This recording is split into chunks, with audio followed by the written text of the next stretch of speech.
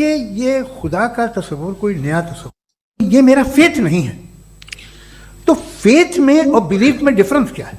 Okay, इसमें मैं ईमानुल्लाह साहब आपका कमेंट लेना चाहूंगा अच्छे तरीके से, ठीक है। ये नचाते रहे हैं माजरत के साथ हमारे जितने भी ऑडियंस है, या इस पर लोग इस दम पर खुश होते रहे हैं फेथ और बिलीफ के ऊपर ही।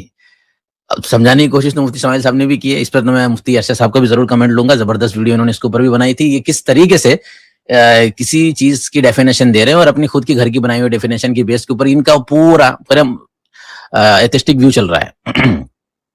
देखिए, जो मजहब मांगता है आपसे, हर मजहब फेथ मांगता है। फेथ का मतलब ये है कि ना कोई गवाह हो, ना कोई सबूत हो, ना कोई रैशनल हो, ना कोई लॉजिक हो, ना कोई प्रूफ हो, मगर तुम एक बात को मानो। ये है फेथ। वरना बिलीफ होता। अगर इसमें कुछ भी सबूत होते, गवाह होते, तो फिर इसे आप बिलीफ कहते। जैसे मेरा बिलीफ है कि नॉर्थ पोल है, मेरा फेथ थोड़ी है। ओके, ठीक है, तो कमेंट ले लेते हूँ जी ईमानुल्लाह साहब। जी, सबसे पहले तो इन्होंने फेथ को ही मिसरिप्रेजेंट करा है।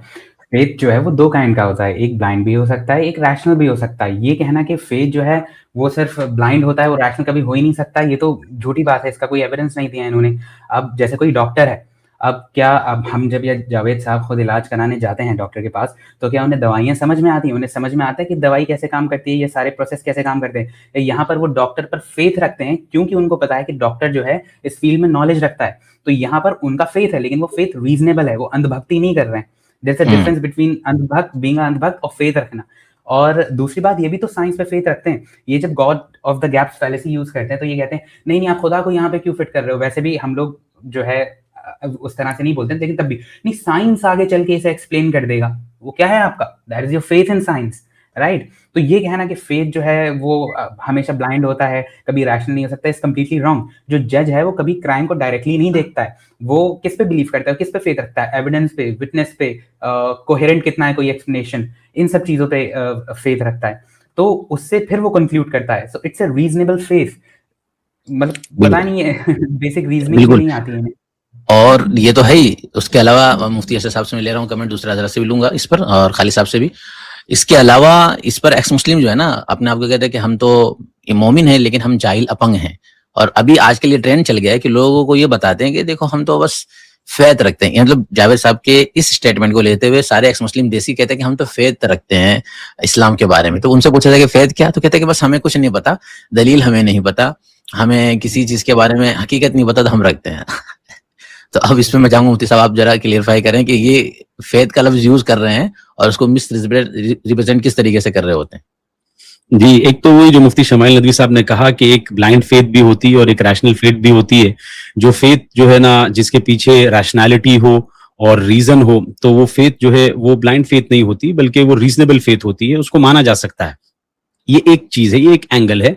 लेकिन दूसरा एक एंगल ये है जो बहुत इंपॉर्टेंट है, जो मैं समझता हूं कि उसको एड्रेस करना चाहिए, वो ये है कि देखिए, दूसरे मजाहिब जो होते हैं, दूसरे रिलीजन्स जो होते हैं, उसमें आप कह सकते हैं कि लोग लीप ऑफ फेथ के ऊपर खड़े हैं, या उनके मजाहिब जो है ना आस्था की बुनियाद के ऊपर टिके हुए हैं। लेकिन इस्लाम वो मजहब नहीं है।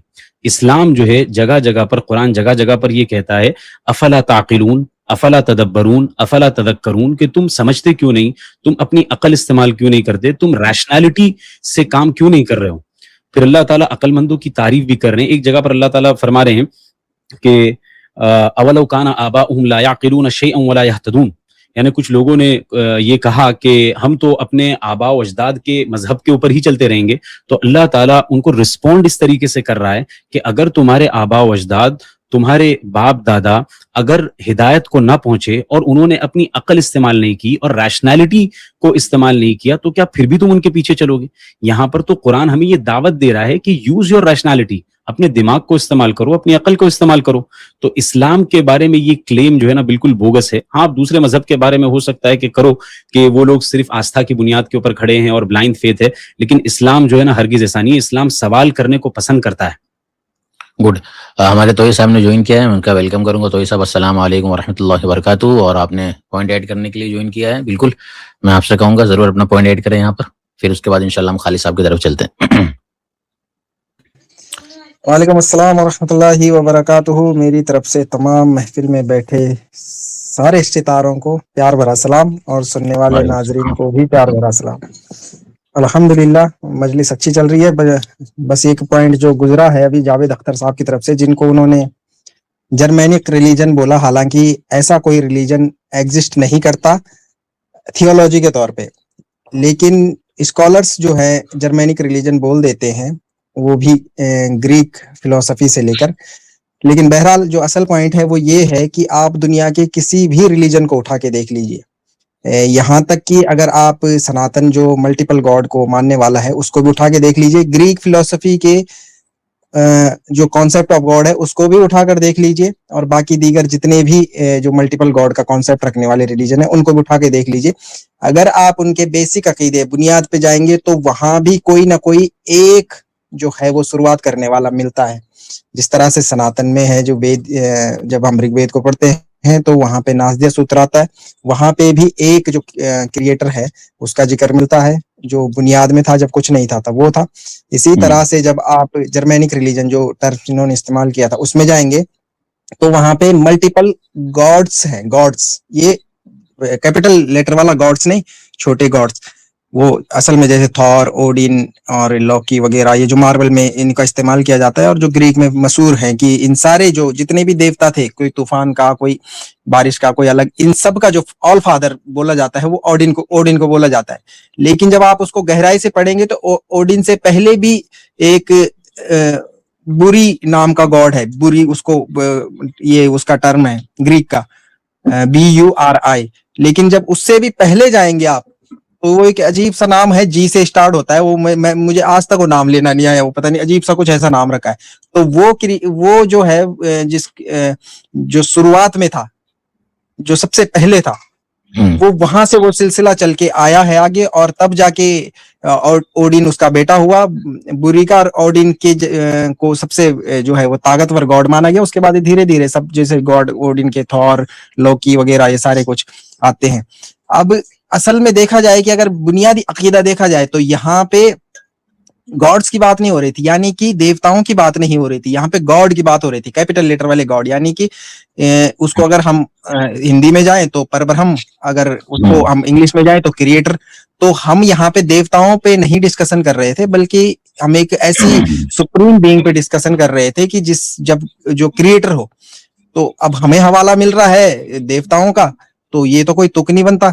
और इससे ये कतई साबित नहीं होता कि अगर पुराने रिलीजन वाले मल्टीपल गॉड को मानते थे, उनकी फिलॉसफी खत्म हो गई, तो इस लिहाज से गॉड का कॉन्सेप्ट जो है वो खत्म हो जाता रहता है, बनता रहता है। ये कोई ऐसा कॉन्सेप्ट नहीं, बल्कि एक खुदा का तसव्वुर हर एक सिविलाइजेशन में मिलता है। वो उसको अब मल्टीपल टाइप से वो अपना करते रहते हैं कि नहीं ये भी है वो भी है, उनके पास उसके एक्सक्यूज भी होते हैं, जैसे सनातन के पास हैं आज। तो इससे भी ये कतई साबित नहीं होता कि भाई कोई एक सुप्रीम बीइंग या सुप्रीम पावर है ही नहीं। तो मुझे लगा मुझे ये पॉइंट यहाँ पे ऐड कर देना चाहिए, तो इसलिए मैं जुड़ गया। बाकी माशाल्लाह महफिल जमी है, तो इजाजत भी चाहते हैं आपसे। जी बिल्कुल बाद में आएंगे इंशाल्लाह। जी इंशाल्लाह। जी खालिद साहब। जी माशाल्लाह, तौहीद भाई ने बहुत ब्रिलियंट पॉइंट बताई है यहाँ पे। वो ये है कि हमको सारे सिविलाइजेशन के अंदर इनकी अगर जीनियोलॉजी में हम जाएं तो हमको एक सुप्रीम बीइंग का कॉन्सेप्ट दिखता है। इसके ऊपर बहुत अभी नई रिसर्च भी हो रही है, पहले भी बहुत रिसर्च थी उसके अंदर। डॉक्टर विनफ्रेड कॉर्डोवन है और ऐसे कुछ रिसर्चर्स हैं, उन्होंने एक्चुअली पॉइंट आउट करके बताया है कि कैसे जो सबसे पुराना अगर कल्चर भी इंसानों का ढूंढे ना, तो वहां पे भी हमको कुछ एविडेंस मिलता है जो इस तरफ पॉइंट करता है कि एक्चुअली इंसान लोग एक सुप्रीम बीइंग में मानते थे। और कुछ एविडेंस हमको एंड्रू लैंग और ऐसे दूसरे रिसर्चर से पता चलता है कि क्या होता है कि इंसानों के अंदर टेंडेंसी है चीज़ों को एंथ्रोमॉर्फसाइज करने की, चीज़ों के अंदर मतलब बेसिकली शिर की टेंडेंसी इंसानों के अंदर है। और ये जो हमको जो डेमी गॉड्स और ये देवता और ये मिलते हैं, ये लोग सुप्रीम बीइंग को भूल के अपन उसको बहुत इंसान जैसा बनाने लगते हैं, तब जाके इस तरह का डिस्टॉर्शन आता है, इस तरह का शिर्क इन्वॉल्व हो जाता है। बट बहुत सारी सिविलाइजेशन, चाइनीज सिविलाइजेशन ले लो आप, इंडस वैली सिविलाइजेशन ले लो आप, सुमेरियन सिविलाइजेशन ले लो, इजिप्शियन सिविलाइजेशन में भी आप अगर उनके एकदम स्टार्ट में जाओगे तो आपको कुछ हिंट्स मिलते हैं कि ये मोनोथीस्टिक था। और उनके पहले का जो एविडेंस मिलता है वो भी उस तरफ पॉइंट आउट करता है। तो बिल्कुल उन्होंने बहुत सही बात बोली कि जो हम बात कर रहे हैं यहाँ पे वो सुप्रीम बीइंग की बात कर रहे हैं और आर्ग्यूमेंट्स उनके लिए प्रेजेंट कर रहे हैं। और यहाँ पे जो स्मॉल जी वाले गॉड्स की बात की जा रही है वो एक्चुअली हमारे आर्ग्यूमेंट को या हमारे प्रेजेंटेशन को पूरी तरह से एक्चुअली टच नहीं कर रहा। और दूसरी बात, आप बिलीफ से रिलेटेड और फेथ से रिलेटेड पूछना चाहते थे मेरे से, तो उसमें मैं कहना चाहूंगा कि जो नया मूवमेंट था, न्यू एथियस्ट मूवमेंट, ये कुछ डेकेड से शुरू हुआ था। वहां पे एक रिचर्ड डॉकिंस और कई लोगों ने इन्होंने अपने खुद के डेफिनेशंस बनाने लगे चीजों के, जबकि ये एग्जिस्ट नहीं करते थे। बाद में सबसे पहले तो उन्होंने अपने खुद के एथिज्म का डेफिनेशन भी चेंज कर दिया, जो अभी भी कितने एकेडमिक्स एक्सेप्ट नहीं करते फिलोसफी के अंदर। उन्होंने बोला नहीं एथिज्म हम ये बोलेंगे कि हमको नहीं पता, हम कोई एविडेंस प्रेजेंट नहीं करेंगे। मतलब कौन बोला अगर आप एथिस्ट हो तो आपको आपकी पोजीशन के लिए भी आर्गुमेंट की जरूरत है, ये उन्होंने चेंज कर दिया। फिर उन्होंने फेथ को और बिलीफ को दोनों को चेंज करके इस तरह से बताने की कोशिश की, डेफिनेशन चेंज करके, कि जैसे कि जो रिलीजन वाले लोग हैं उनके पास कोई आर्ग्यूमेंट्स नहीं होता, वो बस आंख बंद करके सिर्फ फॉलो करते हैं, बट ये बिल्कुल ही गलत है। तो हम अगर एकेडमिकली भी देखें तो एकेडमिकली भी जो फेथ और बिलीफ का जो एक्चुअल डेफिनेशन होता है, जिस तरह से हम हमेशा समझते थे, जो रिचर्ड डॉकिंस और कई लोग हैं उन्होंने उनको भी मिस रिप्रेजेंट किया है। और जो हमारे जावेद साहब है, हमारे साथ जावेद साहब ज्यादा करके जो उनके आर्ग्यूमेंट्स आते हैं वो सब रिचर्ड डॉकिंस से आते हैं। तो हम जो उनके मेन टीचर है, हम उनके टीचर के ही आर्ग्यूमेंट्स को अटैक करते, बोलते कि भाई आपके जो टीचर आपको सिखा रहे हो गलत सिखा रहे हैं। सही है। ओके, तो हम सबक फिर पढ़ सदाकत का, अदालत का, शुजाअत का, लिया जाएगा तुझसे काम दुनिया की इमामत का। सबक फिर पढ़ सदाकत